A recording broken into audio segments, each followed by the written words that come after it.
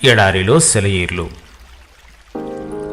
ఫిబ్రవరి 24వ తేదీ కొరకు వ్రాయబడిన ఈ భాగాన్ని మీకు చదివి వినిపిస్తున్నది సహోదరుడు పాల్ సుందరం. యోహాను ఏ సూచక క్రియను చేయలేదు గాని ఈయనను గూర్చి యోహాను చెప్పిన సంగతులని సత్యమైనవనిరి. యోహాను శుభవార్త 10వ అధ్యాయము 41వ వచనం. నీ గురించి నువ్వు చాలాసార్లు చిరాకు పడి ఉండొచ్చు. నువ్వు పెద్ద తెలివిగలవాడివి కాదు, ప్రత్యేకమైన వరాలేమీ లేవు, దేనిలోనూ నీకు ప్రత్యేకమైన ప్రావీణ్యత లేదు, నీది సగటు జీవితం. నీ జీవితంలో గడిచే రోజులన్నీ ఒకేలాగా చప్పిడిగా ఉంటున్నాయి. అయినా పర్వాలేదు, నీ బ్రతుకు గొప్ప మహత్తుని సంతరించుకోగలదు.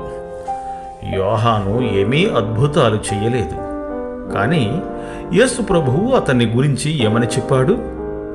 స్త్రీలు కన్న వారిలో యోహాను కన్నా గొప్పవాడు లేడు అని.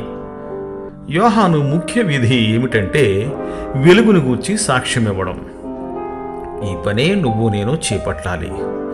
అరణ్యంలో నివసించే ఒక శబ్దంగా మాత్రమే ఉండిపోవడానికి యోహానుకు అభ్యంతరం లేదు. వినిపించడమే గాని కనిపించని స్వరంగా ఉండిపోవడానికి సిద్ధపడు. అద్దం వెనుక వేసిన రంగు బయటకి కనిపించదు, గాని అది సూర్యతేజాన్ని ప్రతిబింబిస్తుంది.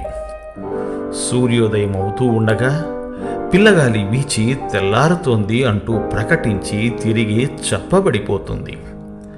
అతి సాధారణమైన అత్యల్పమైన పనుల్ని కూడా దేవుడు నిన్ను కనిపెట్టి చూస్తున్నాడన్నట్టుగా చెయ్యి. నీకు సరిపడని మనుషులతో నివసించవలసి వచ్చినప్పుడు వాళ్ళ ప్రేమను చూరగొనడానికి ప్రయత్నించు. విత్తనాలను చల్లుతున్న మనం, చిన్న చిన్న కాలువలను తవ్వుతున్న మనం, మనుషుల్లో క్రీస్తుని గురించిన చిన్న చిన్న ఆలోచనలను నాటుతున్న మనం అనుకుంటున్న దానికంటే ఎక్కువ సేవే చేస్తున్నాము.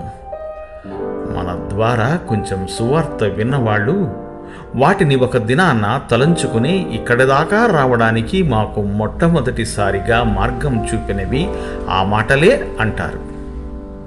ఇక మన విషయం అంటారా? మన సమాధులపై తాజ్మహల్ కట్టకపోయినా పర్వాలేదు, కానీ మనం చనిపోయినప్పుడు సాధారణమైన వ్యక్తులు మన సమాధి చుట్టూ చేరి అంటారు, ఇతను మంచి మనిషి అండి, ఇతనేవి అద్భుత కార్యాలు చేయలేదు, కానీ క్రీస్తు మాటలు మాట్లాడాడు, ఆ మాటలే నేను క్రీస్తును తెలుసుకునేలా చేసినాయి అని.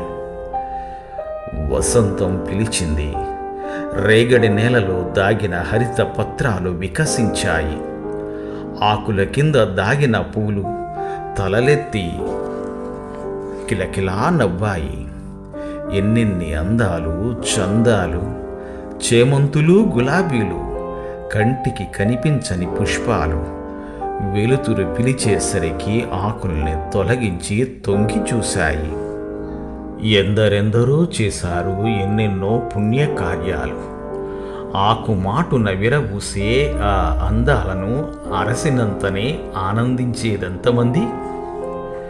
విరిగి నలిగి చితికిపోయిన గుండెల్లో విశ్వాస ప్రేమ పుష్పాలు పరలోకపు కాంతుల్ని విరజిమ్ముతూ ప్రేమ సరాగాలతో వికసించి ఆకుమాటున ఆగి అందాలేనుతాయి.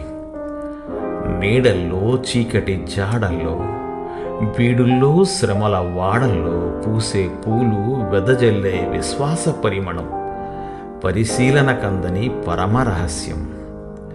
మన మసక కంటికి అందక ఉన్న అందాలెన్నో కాదా? పరలోకపు తోటమాలి దిగి వచ్చి దాగిన అందాలను వెలికి తీసి వెలిగిస్తే కనిపిస్తాయి. అజ్ఞాత వ్యక్తుల్లో నుంచి దేవుడు తన సేవకుల్ని ఎన్నుకుంటాడు. దేవుడు మిమ్ము దీవించుగాక. ఆమెన్.